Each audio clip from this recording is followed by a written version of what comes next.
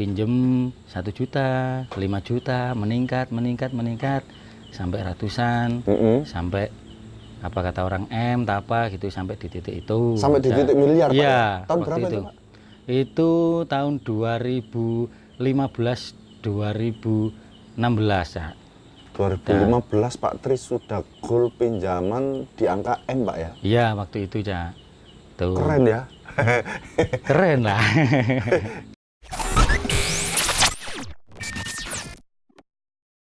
Bismillahirrahmanirrahim. Assalamualaikum warahmatullahi wabarakatuh. Waalaikumsalam warahmatullahi wabarakatuh. Ya, teman-teman pelaku industri sablon se-Indonesia Raya dan sedunia se-akhiratnya.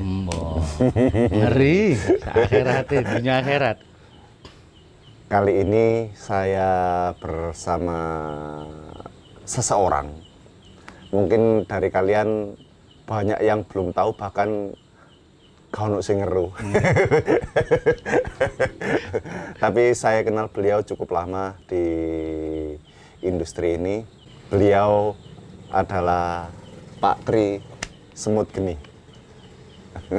Halo, Assalamualaikum. Waalaikumsalam. Pernah dengar di beberapa pertemuan dengan Pak Tri mengenai sepak terjang jatuh bangunnya usaha Pak Tri di industri ini.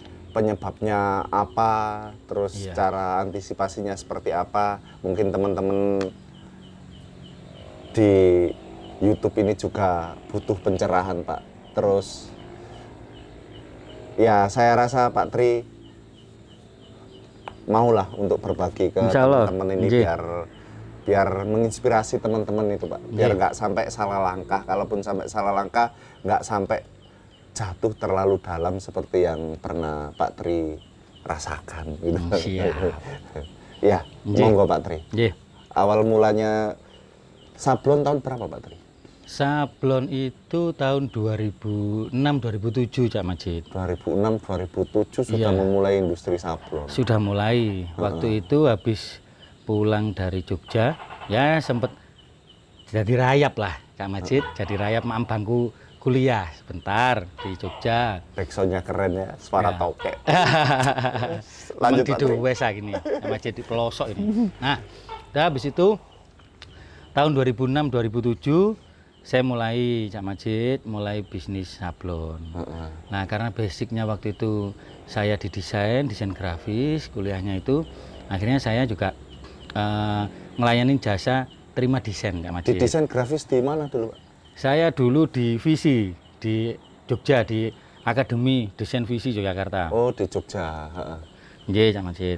Nah, habis itu saya mulai bikin desain, saya jual di Mojokerto. Saya tawarkan lah, lebih tepatnya saya tawarkan ke beberapa percetakan. Pak Tri ini aslinya Jogja. Aslinya Jogja, Kulon Progo. Ke Mojokerto. Ke Mojokerto itu almarhum bapak sama almarhum emak itu hijrah ke Mojokerto. Artinya merantau gitu loh, Cak.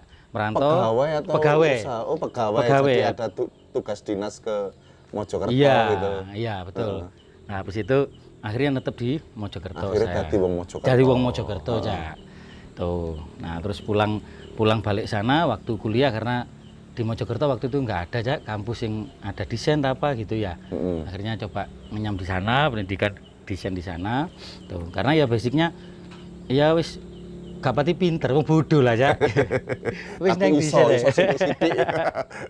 Gitu, Cak Majid. Nah, habis buka 2006-2007.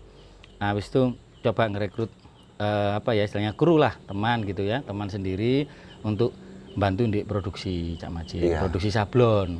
Atau udah singkat cerita berjalan mulai berkembang Cak Majid, karena waktu tahun 2006-2007 di Mojokerto belum terlalu banyak, Cak.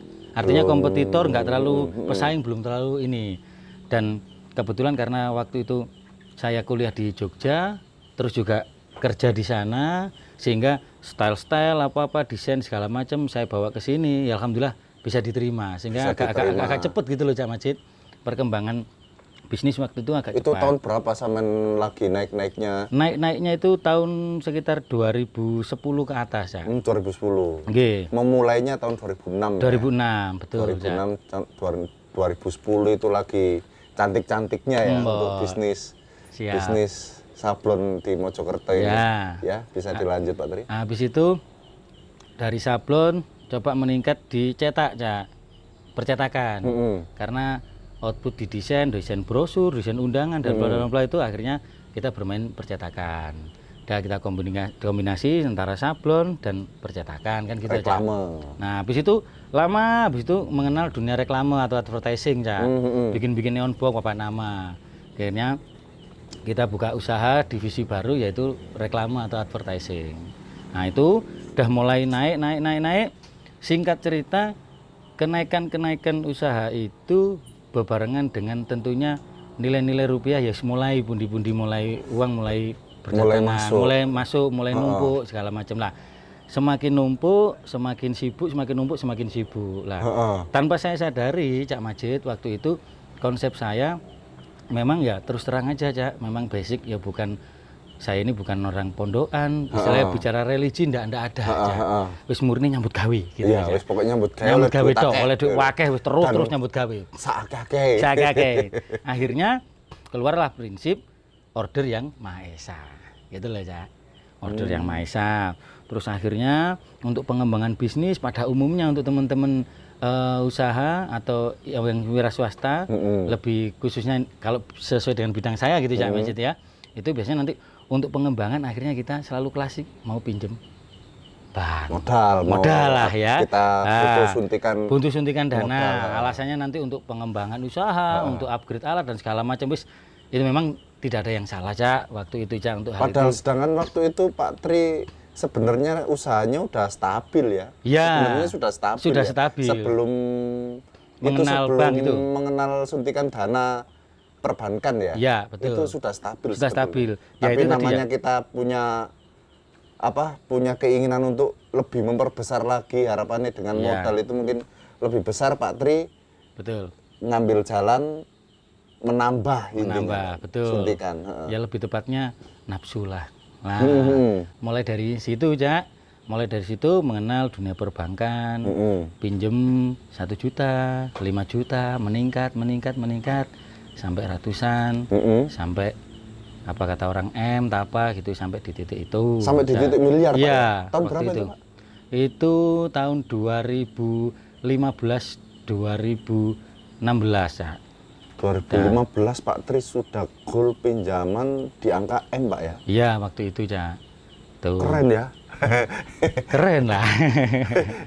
Maksudnya bank kalau sudah mempercayakan angka sebesar itu, Pak Tri, artinya usaha yang Pak Tri jalankan itu menurut analis perbankan ini juga sudah besar, Pak Tri. Iya, karena perbankan sendiri kan ada kriteria, salah satu usaha sudah berjalan minimal 3 tahun atau berapa waktu itu ya, Cak ya. Terus pihak mereka katakanlah tadi itu survei berkali-kali bank ini, terus akhirnya karena kegiatan kita juga di kantor waktu itu padat ya, Cak ya. Apa ya, jalan gitu loh, Cak, usahanya itu. Oh, ini produksinya jalan, pengirimannya jalan. Running ya. Nah, betul, running sekali untuk usahanya sehingga gampang sekali mereka untuk mempercayakan dana ke kita. Sama juga istilahnya apa? Teratur ya bayarnya, artinya nggak ada kendala. Nggak ada kendala, artinya ya apa ya istilahnya itu, waktunya kita bayar kewajiban kita bayar karena waktu itu semua berjalan lancar, ya. Dan akhirnya singkat cerita gitu, karena ya tadi konsep awal itu order yang Maha Esa, bank yang Maha Esa, akhirnya mulai pelan-pelan dijatuhkan lah sama yang di atas ini, dalam arti mungkin dikasih pelajaran waktu itu, Cak ya.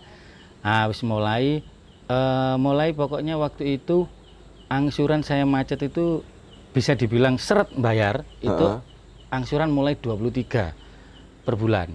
23 juta per bulan. 23 juta per bulan itu mulai macet saya, ya. Awalnya 15, 16, 17 meningkat sampai 20 masih lancar. Masih lancar. Nah, di angka 23 itu sudah mulai oleng, ya. Sudah mulai oleng. Nah, banyak teman-teman sing tanya, "Loh Pak, kenapa bisnis jalan gini nih?" Ya. Pada prinsipnya gini, Cak Majid. Menurut saya pengalaman yang sudah gini, Cak ya. Bukan saya nggak menggurui, Cak, ini ya. Terus berbagi itu aja lah ya. Ya, barangkali ya cocok syukur, nggak cocok nggak apa-apa ya. Nggak menggurui ya. Iya, nggak menggurui. Kita berbagi pengalaman di sini. Jadi karena usaha awal itu saya niati itu untuk memperkaya diri, Cak. Dalam artian, wah, tambah sugih. Wis intinya di situ, Cak. Wis ndak ada unsur kayak ibadat apa, ndak ada. Bagi saya waktu itu saya bisa begini karena saya usaha, karena saya upaya kerja keras. Nggak ada Tuhan dalam bisnis saya waktu itu. Makanya sehingga saya simpulkan memang waktu itu konsep saya ya order yang Maha Esa, bank yang Maha Esa segala macam. Karena yang menolong ya orderan ya perbankan. Saat ada orderan besar berarti ya klien lah yang menolong saya. Saat orderan besar itu nggak bisa di cover oleh pembiayaan, dana, lebih tepatnya untuk modal segala macam, si bank lah yang membantu saya. Jadi nggak ada Tuhan sama sekali. Disitulah mulai kehancuran sedikit demi sedikit di situ terjadi, Cak. Jadi mulai kembali lagi ke angsuran tadi 23 itu saya sudah mulai setiap bulannya nggak bisa nutup, Cak. Nggak bisa nutup 23 itu. Nggak ngatasi. Lah ironisnya lagi dulu itu kalau misalkan kita ngangsur 23 juta sebulan, katakanlah dapat 15 juta aja satu bulan, itu rasa nggak terima sama yang di atas itu besar. Karena apa? Ngerasa, loh ya apa sih pangeran ini? Kok sepi sih? Kok sepi? Kok kurangnya, padahal gak ngerti tak pangeran, katanya pangeran itu maha tahu. Tapi kok nggak ngerti kebutuhan saya itu kurang sih, Cak, gitu loh ya. Waktu itu 23 itu untuk perbankan, untuk teman-teman di sekitar ya katakanlah sekitar 20-25. Pokoknya dulu itu pernah saya hitung itu satu bulan itu minimal saya harus pegang uang 48, Cak. 48 juta satu bulan. Jadi saya harus cari keuntungan di usaha saya ini 48 bersih, bukan omset, Cak. Karena 48. Jadi yang 23 untuk bank. Untuk bank. Sekitar 20-an lebih untuk teman-teman lah, untuk yang bantu kerja itu. Untuk pegawai, ya. Artinya sak sepi-sepi sama nyambut gawe, sak sepi-sepinya sama usaha sebulan harus dapat 48 itu. 48 Jadi juta. targetnya 48 juta per bulan. Iya, gitu.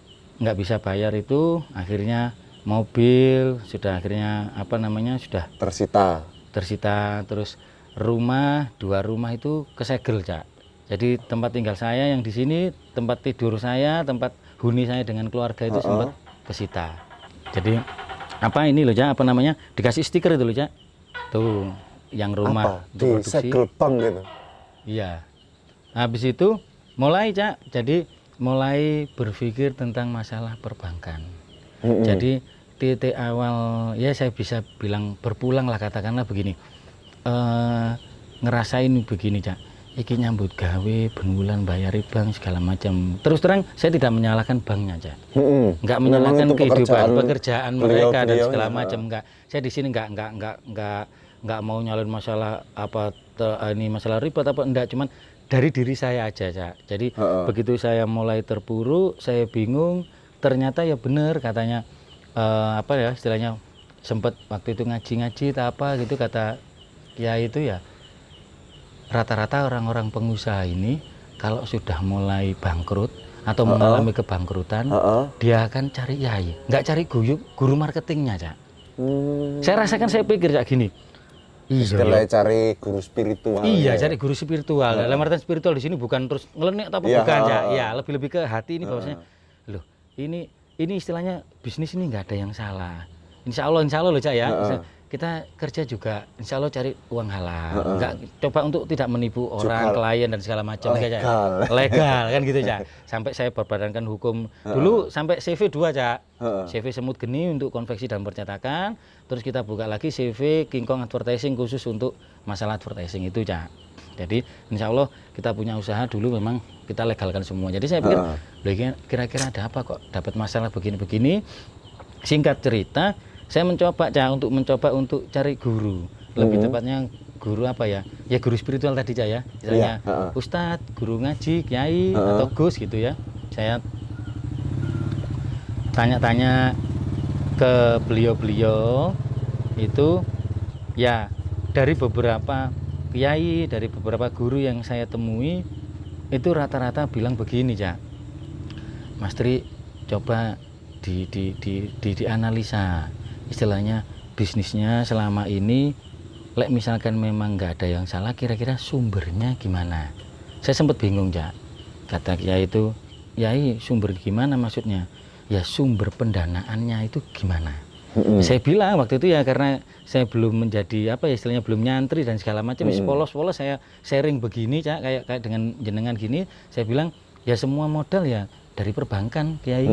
Karena ya saya cerita umumnya orang usaha gitu loh Cak. Ya sekarang gini kepingin ini untuk meningkatkan segala macam ya spa gitu ya. Ya itu tadi apa nek istilah apa sekarang itu kan arek-arek itu gini, pokoknya pikir carry. Iya, wis gitu.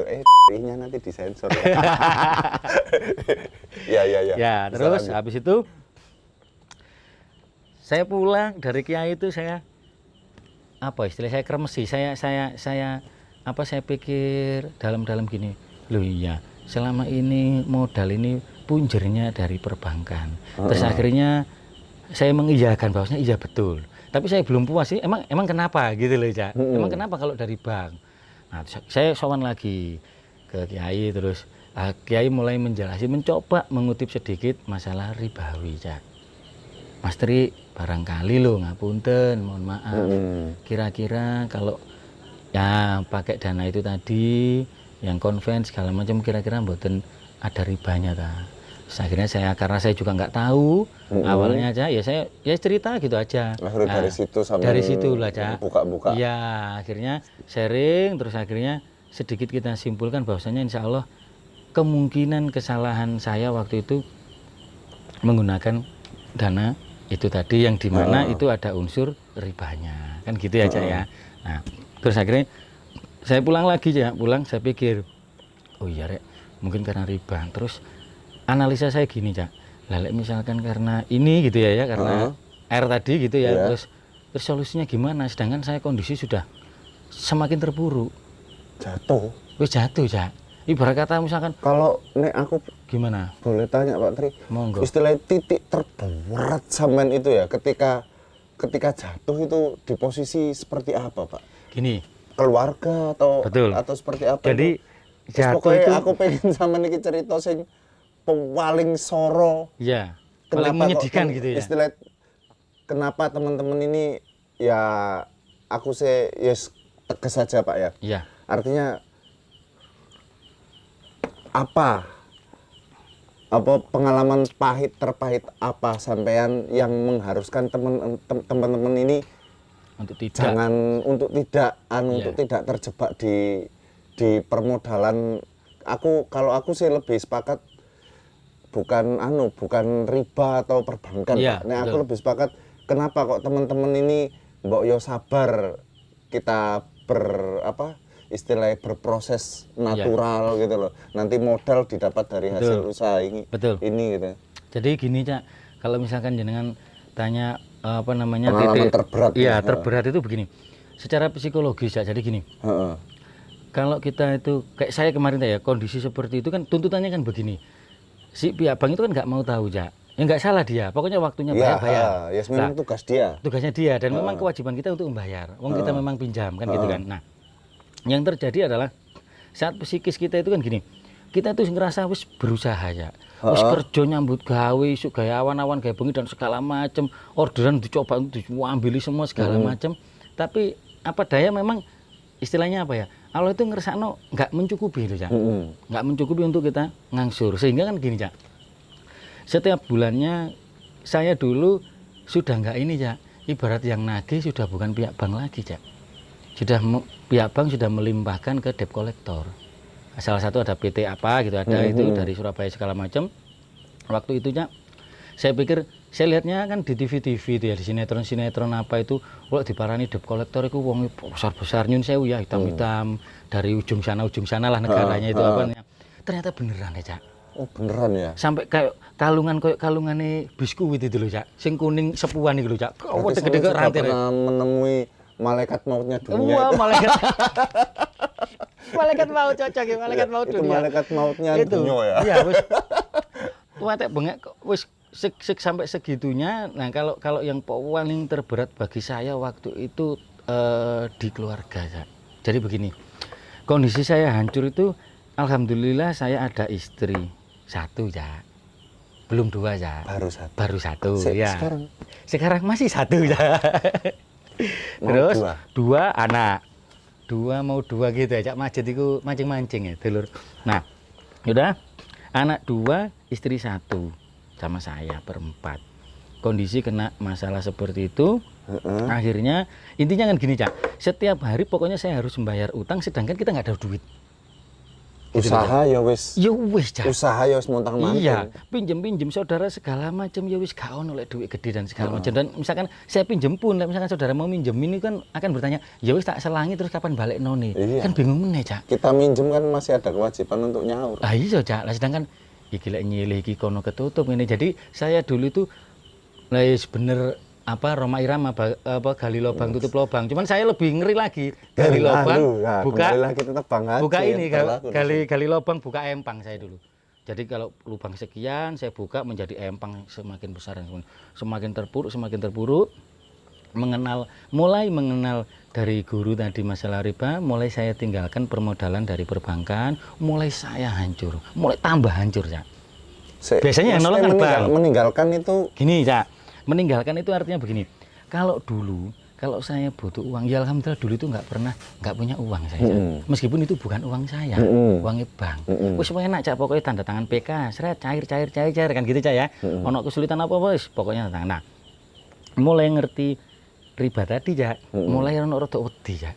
Iya paling yo iki rek, si coba tak inggatani. Dalam artian ada tawaran perbankan, nggak saya ambil, akhirnya semakin saya terpuruk. Tapi bukannya Saman sudah di blacklist? Nah, blacklist itu gini, jadi ini ada semacam kayak rahasia, Cak. Enggak, maksudnya kan Saman sudah terpuruk kan berarti sudah terdaftar di... Betul, ibarat kata BI checkingnya ya, Cak ya. Nah, BI checkingnya jelek, tapi nyun sewu, ada beberapa perbankan yang bisa menolong dari jalur khusus, Cak. Karena kan begini, bank itu kan melihatnya gini, waktu itu usaha saya masih jalan, Cak. Alhamdulillah karyawan waktu itu masih 12 entah 14 ya. 14. Jadi si perbankan yang baru ini melihatnya Pak Tri ini masih jalan usahanya. Wis tak tulungi dengan cara seperti ini meskipun BI checking disuntik lagi. Ya apa caranya gitu loh, masih bisa sebenarnya. Cuman karena ketakutan saya tadi wis nggak baleni meneh gitu ya, mencoba enggak. Akhirnya saya nggak ngambil dari beberapa tawaran itu, saya nggak ngambil. Semakin terpuruk ya. Dan memutuskan untuk berhenti. Untuk tidak memakai suntikan dana. Iya, betul. Yang berbau itu tadi, Cak, ya. Sedangkan posisi saat itu Pak Tri masih punya kewajiban harus ngangsur. Harus ngangsur. Nggih. Total dulu itu sekitar 1,6 lah, Cak. Saya punya total utang. Pokoknya waktu utang, stok itu 1,6 M ya. Iya. 1,6 M itu harus karena saya. Kaya Pak Tri. Kayak monyet, kado epak. Itu, Cak. Akhirnya begitu mencoba untuk menghindar, Allah lagi-lagi ngersakno kepinginnya saya semakin jatuh, Cak. Diuji lagi. Maksudnya bukannya malah makin enak ya? Nggih, Cak. Jadi waktu itu sempat gini, Cak. Perasaan itu iki kepingin hidup mbek pangeran, kok tambah seworo, Cak. Kan gitu kan. Akhirnya tetep, Cak, saya konsultasi terus. Caranya dikon ngindari ngene, tak hindari kok tambah nemen. Tambah nemen gitu loh, Cak. Iki keliru madhepe sembayang, ta rakaate sing keliru, ta ndungone sing keliru lho, Cak ya. Iyalah, ya apa pangeran ini. Cuman sudon tok. Iya wis. Wis pikiran welek tok, Cak ya. Cuman karena waktu itu kuncinya satu gini, Cak. Ya apa ya sebenarnya sama ya, baik muslim maupun non muslim, cuman penekannya karena saya orang muslim, ya apa iku, Cak, lek wis kondisi seperti itu yang hanya bisa menolong itu memang Allah. Cuman karena kita itu kan saya nggak ada kedekatan dengan Allah sehingga ya butuh butuh perantara doa atau apa, yaitu melewati guru tadi. Lah akhirnya, Cak, saya curhat terus ke guru PDKT, tahu harus ini guru ini ya apa ini ya, kok tambah remek tambah hancur usaha gini. Pesantren kilat toh. Akhirnya begitu ya saya curhat itu malah ketawa wae. Wah, wis jongor ah, wis remek ah, wis hancur ah ngene wis iku. Kapok ta. Ya. Cik gak kapok ae ta jarane, Cak.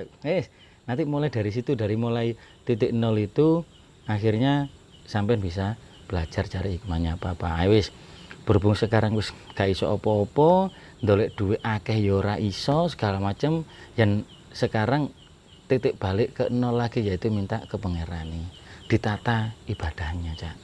Yang tadinya sholat itu sak kobri, Akhirnya mulai dikober-koberno, disempet-sempetno oleh sembahyang. Biyen gak ngerti majelisan ngaji opo gak ngeraweken ngono Cak, karena apa kesibukan nyambut gawe Cak. Akhirnya mulai ndeleh iki Cak, naruh alasan masalah sibuk. Kadang kan gini Cak, ayo melok ngaji, melok menghadiri pengajian apa atau sholawatan atau apapun lah Cak, yang sifatnya seperti itu. Kadang kita sik ora repot sik ono klien sik ngurusin ini, ngurusin penggawean lembur segala macam, deadline dan segala macam. Nah, saat ini Cak, sedikit saya simpul gini. Oh, berarti kata guru saya itu gini, kalau misalkan sampean enten repote, kalau mau berangkat ngaji, berangkat ngaos, coba sampean tinggal repote ya. Lek sampean alasan, Mas Tri kenapa gak ngaji ngene? Enggak, yai kulo tasih repot.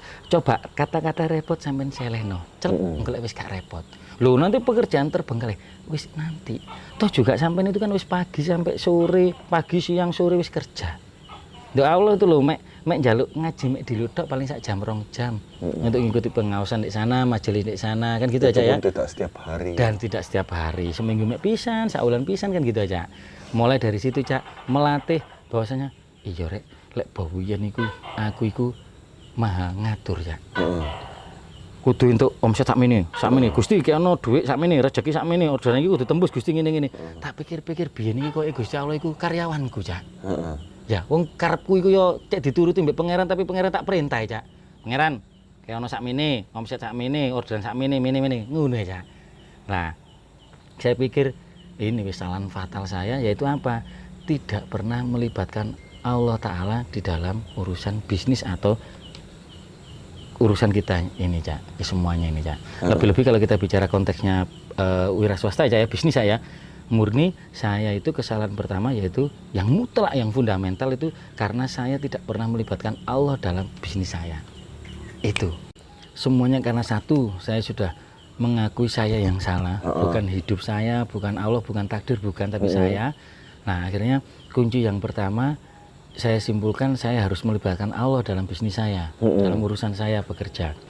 Nah, titik balik kalau jenengan tanya titik baliknya dari mana mulai start up-nya segala macam, ya dari situ ya, dari Allah Ta'ala tadi, yaitu saya berpikir gimana caranya hidup saya ini tertata, bisnis saya tertata.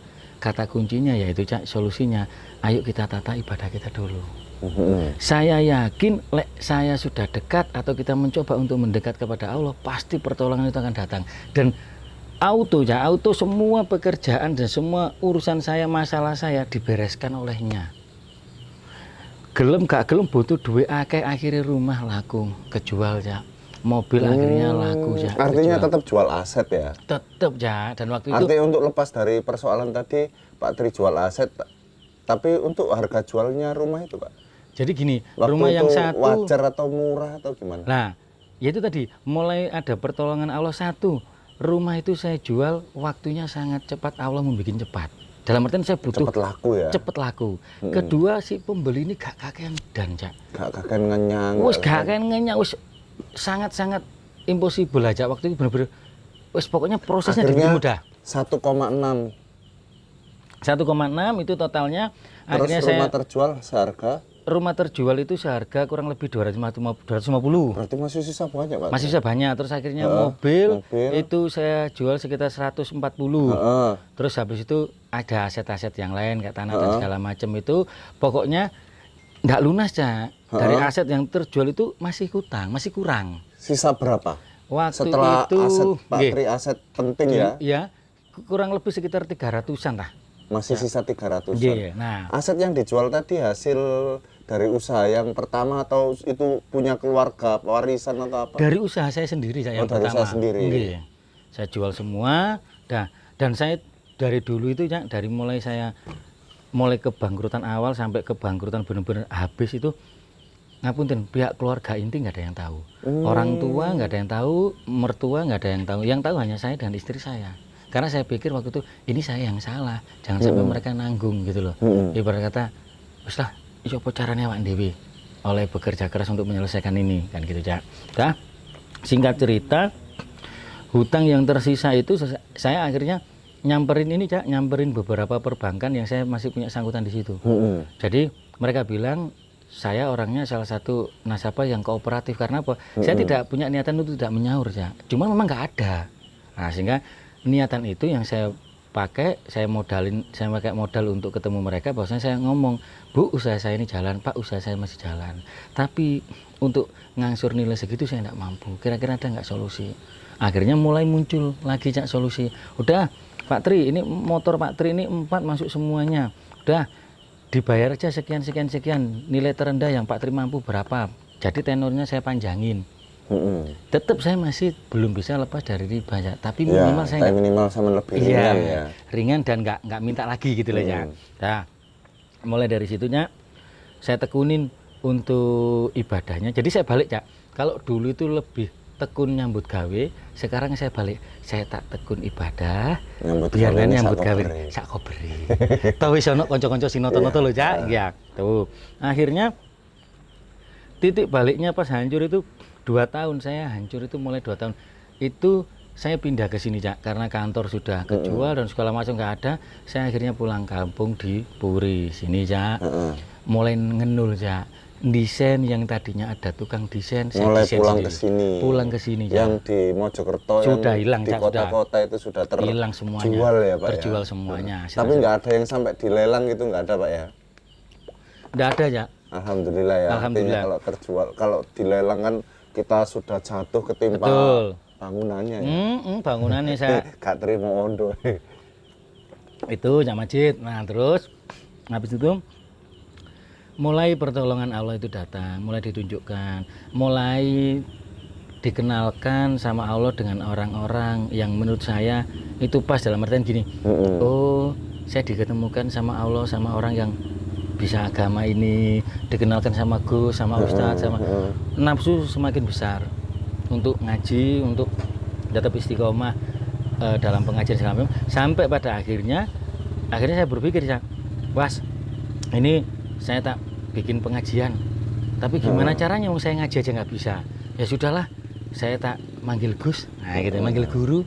Nah, akhirnya sudah berjalan hampir 2 tahun Cak pengajian ya, itu di sini. Nggih, di gubuk ini. Ini gubuk Syafatul Rasul Cak ini Cak. Oh, namanya Syafatul Rasul. Ya Oh. berharapnya mudah-mudahan teman-teman semua dapat syafaatnya nanti kelak pas di akhir hayatnya nanti Cak, pas meninggal. Amin ya semuanya nanti. Amin. Tuh. Itu Cak. Terus habis itu mulai ketata, sampai detik ini pun saya masih punya hutang Cak. Masih ngangsur saya itu Cak. Tapi semua dimudahkan Cak. Mulai dari angsurannya, mulai dari cara pembayarannya, mulai dari semuanya diatur sama Allah, sampai detik ini pun aset-aset juga mulai bertambah meskipun kecil-kecil Cak.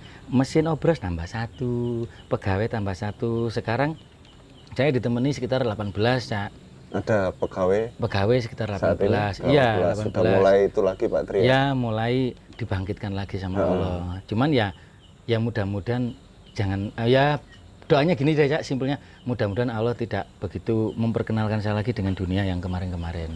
Gitu Cak. Tapi ini ada itu Pak Tri. Ini ada informasi Pak. Apa pinjaman tanpa jaminan ini Pak. Nah itu. Kalau saya sih pengennya pinjaman tanpa angsuran itu. sing lali nagih gitu. Iya. Pinjaman tanpa jaminan itu saya juga sudah menjalankan. Itu Ya, namanya yang tanpa agunan, ya, tanpa agunan itu. KTA aja istilahnya, kredit tanpa agunan. Itu saya sampai sekarang pun nang Bank D, inisial D itu saya masih banyak, bahkan dulu itu istilahnya harusnya saya itu dapat jatah 50, saya bisa tembus sampai 100 lebih. Jadi saya dulu dimudahkan Cak, untuk perbankan saya dimudahkan, akhirnya saya ngakal-ngakal, akhirnya apapun saya dimudahkan. Jadi dulu itu saya minta apa-apa ya dituruti sama yang di atas itu, tapi ya jalurnya seperti itu Cak.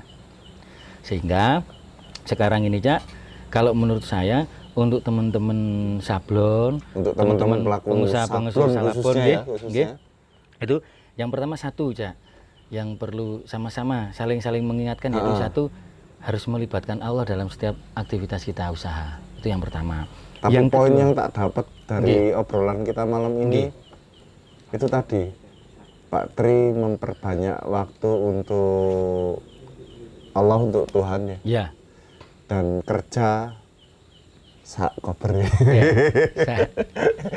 Karena kan gini ya, misalkan ini teman-teman ini banyak yang lihat atau yang ngedengar gitu, misalkan tanpa menyampingkan pegawai ya, tanpa menyampingkan rewan kita atau enggak.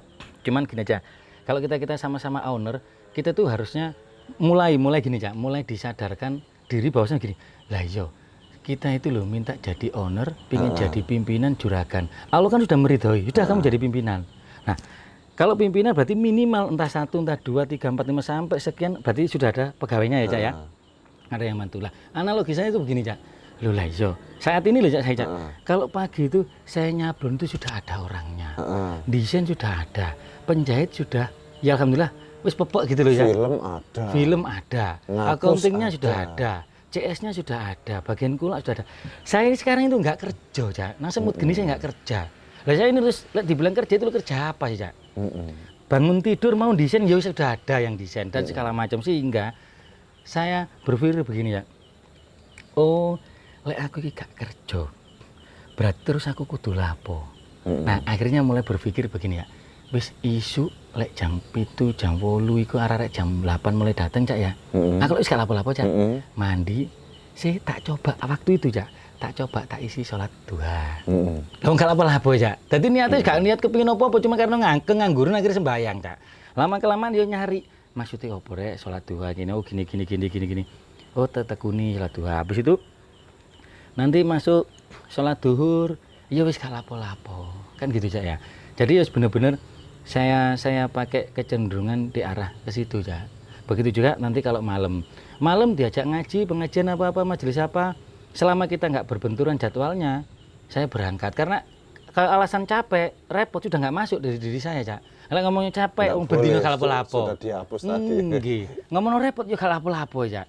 Yes memang dikersakkan Allah seperti ini. Lah mudah-mudahan teman-teman itu tetap berbisnis itu bicara manajemen tetap sangat penting Cak. Tapi bagi saya saat ini ya, kok koyone lebih penting meneh bicara manajemen kita kepada Allah Ta'ala.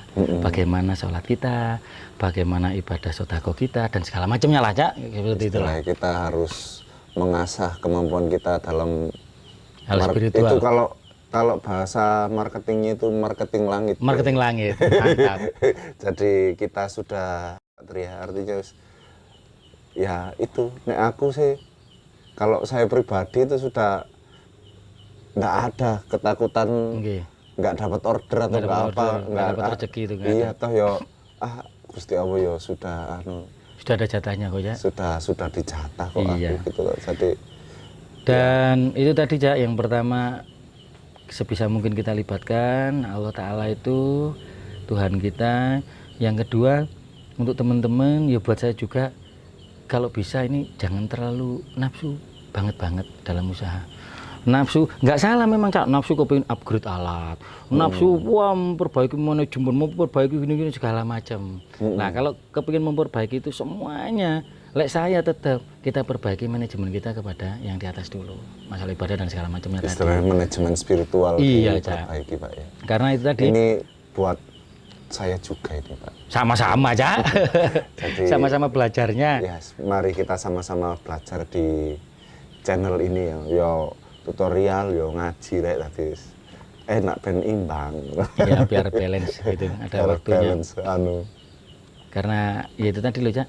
Kalau misalkan kayak Cak Majid deh, kalau order sudah dapat. Alhamdulillah Cak Majid sudah keluarga sudah ada, putra sudah ada, istri juga masih satu ya Cak ya. Tuh. Mau dua. Mau udah alhamdulillah. Mudah-mudahan istriku melihat. Kendaraan roda 4 juga sudah ada, segala macam pegawai sudah ada, wis lengkap Cak Majid ini. Saya kira ya kayak kita ini ya wis tinggal apa sih Cak yang mau dicarikan Cak? Order sudah dikasih, pegawai sudah ada, semuanya sudah dilengkapi kok sama Allah itu. Ya tinggal kitanya sadar nggak bahwasanya wis semua dikembalikan aja lah sama yang di atas. Jadwal-jadwal kita waktunya ibadah apa gitu jangan sampai lupa. Itu kalau itu Pak ya, jadi manajemen spiritual kita memang harus kita perbaiki lagi. Betul. Kalau dari teman-teman ini banyak juga yang konsultasi ke saya terutama masalah Pak, masalah apa? Bentar, Viv, sampean stop dulu, ISO-nya tambahan. Ya. Iya Pak Tri. Iya. Kita tadi sudah membahas lengkap masalah manajemen spiritual Pak ya. Okay. Nah, terus untuk menjawab pertanyaan teman-teman yang seperti ini Pak, Cak Majid, butuh modal berapa sih sablon itu biar bisa running gitu, gitu. Nah, terus kebanyakan ya sama konvensional cara berpikir kita itu ketika usaha itu sudah running, itu pasti kita itu tergoda untuk pinjam, untuk suntikan dana, untuk pinjaman bank ya terutama. Betul. Itu gimana Pak cara kita menjawab teman-teman yang... Jadi gini, Cak Majid, menurut saya, satu, tentunya yang paling konvensional kita butuh dana perbankan. Nah kalau kita sudah berbicara konteks ngaji spiritual, terus anggap aja kita mencoba enggak deh, kita nggak mau yang berbau riba, kan gitu ya. Oke, tinggalkan. Terus dari mana modalnya kita? Yuk kita berpikir, karena Allah kan sudah ngasih kita akal pikiran untuk berpikir. Dan modal itu nggak hanya semata-mata dari perbankan. Nah, oke, kita bahas realitanya begini. Bisa nggak kita teman-teman atau kita semuanya cari modal itu dari investor?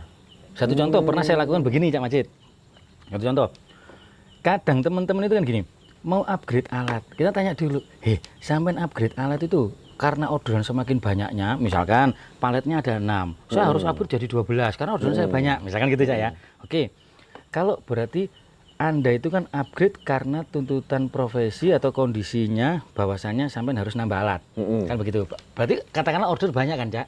Semakin besar lah ordernya. Nah, kalau order semakin besar dan kita butuh alat atau upgrade, kita cari investor, Cak. Caranya paling mudah begini, Cak, dulu saya tukar bukan apa istilahnya, nota, Cak. Nota. Misalkan gini, Cak Majid ini investor saya, calon investor awalnya. Nah, saya ini kan kerjanya banyak, Cak. Tapi meja saya sedikit paletnya dan saya kepingin beli, tapi nggak punya uang. Kan begitu ya, belum punya uang lah. Nah, akhirnya saya tuh datang ke Cak Majid selaku investor, entah itu teman dekat, saudara atau gimana, Cak ya. Saya bilang, Cak, aku iki ono garapan, iki ono 100 spih, Cak. Ini kita bermain jujur di sini di akadnya. Cak, ini tak hitung-hitung HPP dan tetek bengek, Cak. Misalkan tagihan 5 juta. Kita, Cak, saya dapat untung 2 juta, Cak. Misalkan saya sampaian modalin saya, nanti kita bagi hasil. Ya, dari 2 juta, Cak, katakanlah 2 juta itu berarti 100%-nya ya. Dari 2 juta, karena aku sing kerja, Cak, ya apa misalkan aku swidak sampean 40%. Iya. Misalkan gitu, Cak ya. Oke.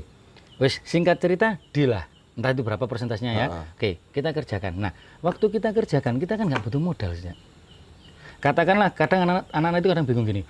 Loh Pak, gak iso Pak, soalnya klien nih loh Pak, iki aku kenal, ide segala macam, wes bener-bener dia nggak mungkin nipu Pak. Tapi dia nggak punya, istilahnya nggak punya uang buat DP. Nggak ada uang untuk DP karena ini instansi, dibayar nanti setelah jadi. Nah, berarti kan kita butuh uang, cash money untuk kulak. Nah itu. Karena ada Cak Majid selaku investor saya gunakan uang Cak Majid tadi. Oke Mas Tri, berarti modal HPP ku apa piro? Dari 5 juta tadi. Yo Cak, karena untungnya 2 juta, aku butuh modal 3 juta, Cak. Oke, sampean kasih saya uang 3 juta. Oke ya. 3 juta ini kan dihitung tadi di HPP. Jadi untuk beli kain berarti sudah. Beli tinta sudah. Bayari karyawan meskipun belum dibayar klien, sudah, Cak. Jangan bisa kita hitung. Nah, habis itu dari 3 juta kita ecer. Sampai jatuh tempo, selesai klien bayar, saya kembalikan ke Cak Majid. Cak, alhamdulillah wis dibayar, Cak. Iki Cak duit sampean tak balekno. Sak bagi hasil, Cak ya. Nah, habis itu saya juga ngambil bagi hasil saya selaku pekerja tadi. Dah. Kalau sudah itu terjadi, Cak, saya balik tanya ke teman-teman, kira-kira lek ngono iku butuh modal naga. Lah lek wis ngono iku aku butuh bank taga. Tapi pertanyaan netizen pasti ini, Pak. Lah ya nek sampean dapat investor. Nah, gini. Itu pasti ditanyakan. Tapi betul. Paling gampang ini nggak ada kolom komentar. Bener.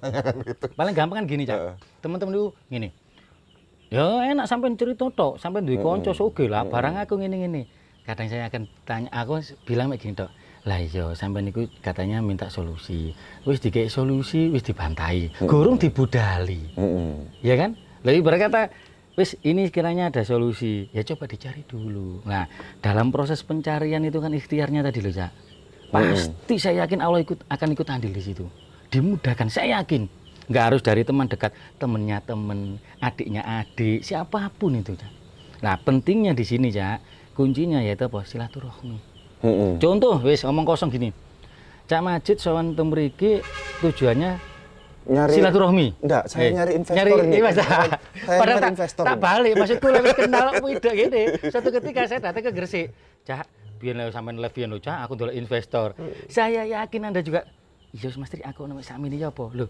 Karena apa hubungan kalau sama nyari investasi ke investor ke aku Pak ya. Cak Majid tiga kono order, Pak ayo ngopi. Terus Cak Majid, ayo golek bareng-bareng. Anda butuh dana, saya juga. Sama.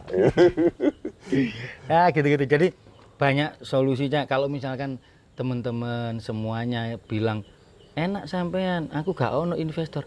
Lah kon budal ndolek guru wis mbok jusi gak ono. Kalau aku dulu ndak mainkan pola itu Pak Tri. Boleh, monggo. Justru aku dulu itu polaku itu nampani order sing memang aku iso nggarap.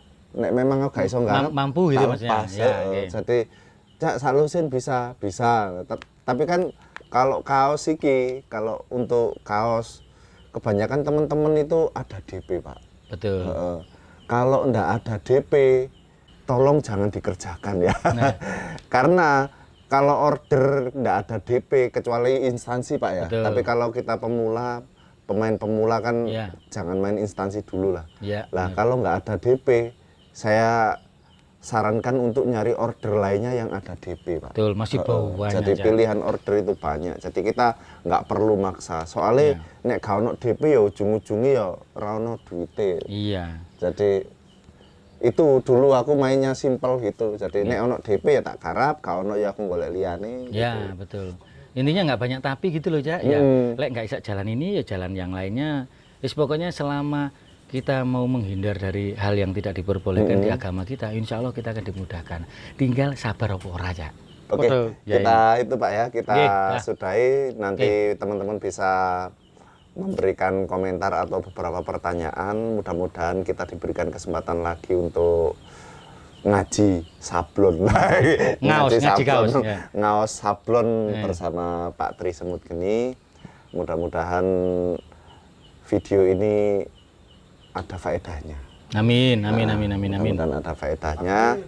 Dan teman-teman yang kesulitan memahami isi obrolan kita, ya diusahakan untuk memahami. Yes ngene iki bahasa wong nyablon. Jadi saya mohon maaf buat teman-teman yang sudah menyempatkan untuk melihat video ini dan tidak bisa mengambil manfaat apa-apa dari video ini. Saya minta maaf.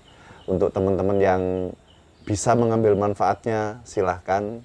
Saya sangat senang dan saya ucapkan terima kasih setelah menonton video ini.